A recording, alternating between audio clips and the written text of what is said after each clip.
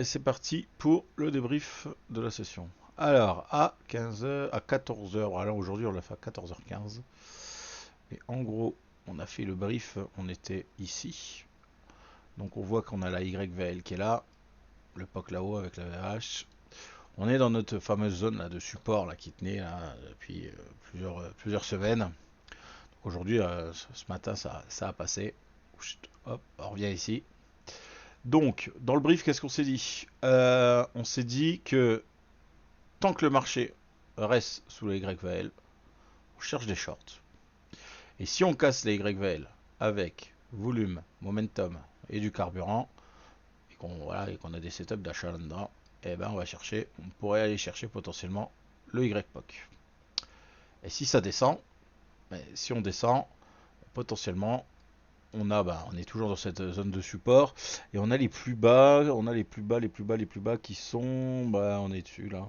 Euh, voilà, on a les 180. Les 180. C'est ça, 180? Ouais, c'est ça. Ici, là. Voilà, si on remonte là, en fait, là, on sait que là, c'est le bas du profil de la journée du 26 juin. Et c'était le dernier plus bas avant d'avoir cette impulsion haussière. Donc, on se dit que si ça vient casser, potentiellement, ça chute. Et si ça chute, on peut aller au YPOC. Bah, pas au YPOC, n'importe quoi. Au POC qui se trouve ici, en bas du profil. Ok. Alors, au niveau carburant, qu'est-ce qu'on a eu? Carburant, le S, c'est parti à la hausse. Bon, voilà, no effect. Bon, ok, on a eu un petit push haussier et après du no effect, grosso merdo, jusqu'à 16h10. Les Max 7. Max 7, eh ben, quasiment no effect tout le temps. On va faire un bisou au 200, on repart. On va faire un bisou au 200, on repart. Donc, no effect. Le Nasdaq. Nasdaq, no effect, no effect, no effect. On monte quand même jusqu'à un peu moins de 200, je veux dire 180, là, je vois ça, 180. Là, voilà, mon gros décrochage d'école. Donc effectivement, 130 moins 120, c'est toujours no effect, mais on a quand même un beau delta qui est arrivé. Et petit à petit, il y a du carburant qui vient à la vente. Et ça y est, c'est parti. On va aller voir ça sur le graphe. Donc bien évidemment, c'est bien beau d'avoir le carburant, d'avoir les pressions acheteuses ou les pressions vendeuses. Maintenant, il faut avoir les setups. Ok, donc on ouvre ici. Bon, on a ouvert quasiment là où on a fait notre brief. Qu'est-ce qui va se passer? Donc là, on voit qu'on a du carburant à la hausse. On a un setup d'achat au niveau de timing à 32. 32, on va aller le voir. 32, on est ici. Ah, là, il me donne le timing achat génial. On a un peu de carburant à la hausse. Est-ce que je vais acheter là? Bah, bien sûr que non. Parce qu'on a la YVL. Donc potentiellement, on s'attend plutôt à notre scénario short, qui est le plus probable.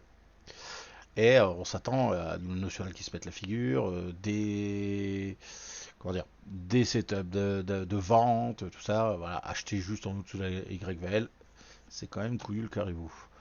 Donc là, qu'est-ce qu'il nous fait le tonton là? Il nous flatte, ok, ça range, de toute façon, ouais, c'est toute cette partie-là. Ah, c'est toute cette partie ici. Hop, là, il commence à avoir un petit push haussier. 30, c'est quoi? Allez, on va dire 38, 39. Bon, on est dessus. Bah, pareil, je vais te dire, est-ce que j'ai envie d'acheter là? Bah non, sous YVAL. Je préfère attendre un push baissier. C'est plus cohérent ici d'avoir le carburant qui baisse en ayant notre support au-dessus de la tête, quoi. Parce que là, alors, on parle de carburant. Effectivement, si ici on était plutôt, au lieu de se retrouver à 100, on se serait retrouvé à plus 800. N'oublie pas qu'on a un léger gamma négatif, avec du carburant à la hausse, la YVL, elle n'aurait pas fait de vieux os.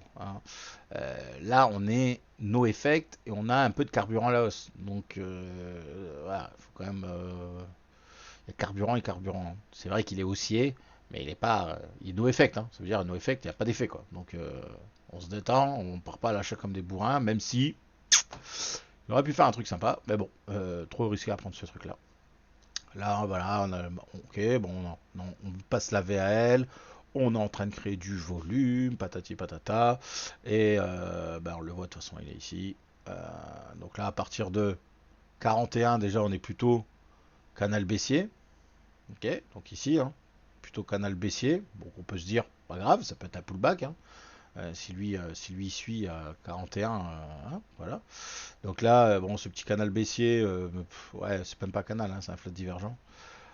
Ici, nous fait descendre. Le marché, bah, logique, hein. Est-ce que j'ai envie de shorter là? Ok, on a un canal baissier, mais lui, y a rien qui se passe là-dessus. Ok, voilà, ça range, ça range, ça range, ça range. Ça monte. Et à 45, qu'est-ce qui se passe? Même avant 45, 44, 30. Blam! Décrochage d'école. Ok, donc je suis sur ma résistance. Je suis en gamma no effect. Décrochage d'école. Carburant qui nous fait un beau petit delta à la baisse. Bah, tous ceux qui étaient à l'achat là, c'était le moment de se barrer quand même, hein. Ça pue quoi, hein. Ça veut dire que ok, on est sur notre résistance. Ok, on commence à la passer, on crée du volume. Là, ce qu'on attend, c'est hop là, le momentum pour se dire allez, c'est bon, ça y est, c'est parti, on part tout the moon. Sauf que bah, quand on est là-dedans en train de créer notre volume, il y a un truc qui se passe quoi, et qui se passe pas du tout côté acheteur quoi. Et ça se passe plutôt côté vendeur. Donc là, potentiellement, on peut commencer à se dire, bien évidemment, on vend pas comme un bourrin, hein, parce que c'est pas parce qu'on a un signal de vente sur le notional que ça y est, c'est la martingale, je vends. On va aller chercher un setup de vente. Donc des setups de vente, ils commencent à en arriver. Voilà. Pour ceux qui ont fait la formation, ici des setups de vente, il y en a quoi. Bon, voilà, ça redescend, ça remonte.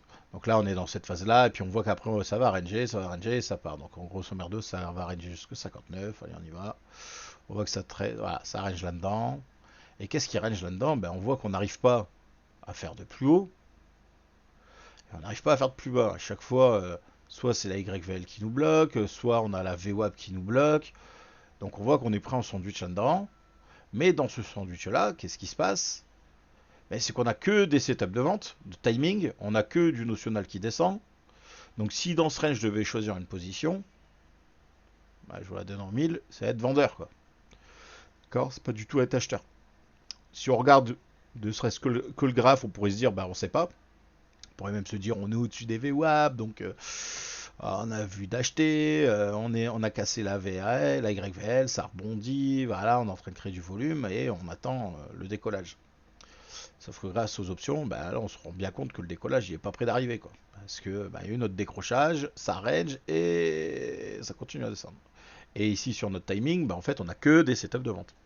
Donc qu'est-ce qu'on va faire quand on est là-haut? On va surtout pas acheter pour aller chercher du breakout. On va plutôt chercher des setups de vente.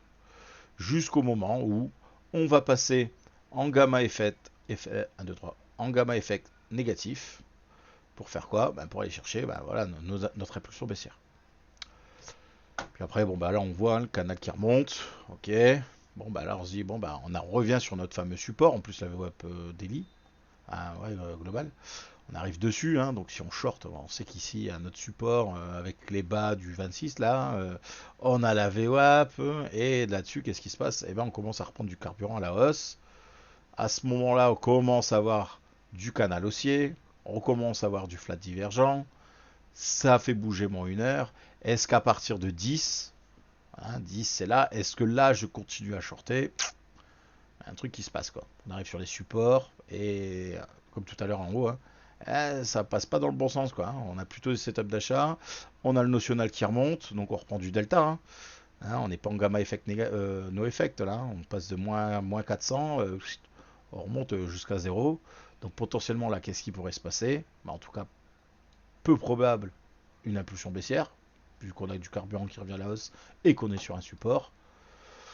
Eh ben, mon marché remonte quoi. D'accord. Et puis voilà, après on continue, ça redescend. En fait, on est en plein range, hein. Donc gamma négatif n'est pas égal à marché directionnel, on va prendre 800 points. Gamma négatif veut dire marché avec de la volatilité. On peut très bien, et là c'est ce que je dis tout le temps au premium, euh, on peut très bien être en gamma net négatif et se foutre dans un range de 150 points, ce qui est typiquement ce qu'on a vu aujourd'hui. Et on peut très bien être en gamma net positif et prendre un drive de 400-500 points. Tout dépendra le notional. D'accord. Donc c'est bien beau de savoir si on est négatif ou positif, mais si on n'a pas le notional, on n'en sait rien. Et là on voit que le notional, il est monté à 100, il descend à 300, il remonte à 0, il redescend à 300, et ainsi de suite. Donc résultat des courses, eh ben, on se retrouve avec un marché volatile, mais avec peu de points. Donc pas mal de retours. Donc on l'a bien vu, hein, pour ceux qui sont premium. Euh, Et là, je crois que je suis à 100%, on est à 100% de win rate gagnant. Tout le monde qui ont partagé, tout le monde a une journée gagnante. Bah ouais, c'est logique, hein, en faisant du DCA là-dedans, c'est impossible de perdre. Ou alors, c'est que vous avez chargé comme un gros bourrin, quoi. Voilà. Et là, ben voilà, rebelote, ça redescend. Et ben qu'est-ce qu'on fait? Ben on continue à vendre, d'accord? Avec les setups de vente qui vont bien. Donc aux alentours des 22, 22 on est où? Ouais, ben 22 on est là-haut. On revient sur la YVL, on se dit ça y est, to the moon. Le national qui se pète la figure. En tout cas, il fait pas de plus haut, puis en plus, il se pète la figure. Et ici, ça veut dire quoi?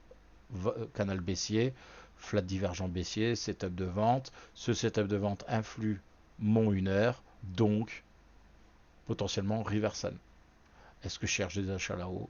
Eh ben non, je cherche des ventes. Et boum, et le marché continue à descendre. Et puis après là, ça appuie, et ainsi de suite, et ainsi de suite. Écoutez, ben, on va passer dans le salon live Premium pour répondre à toutes les questions. Allez, à de suite.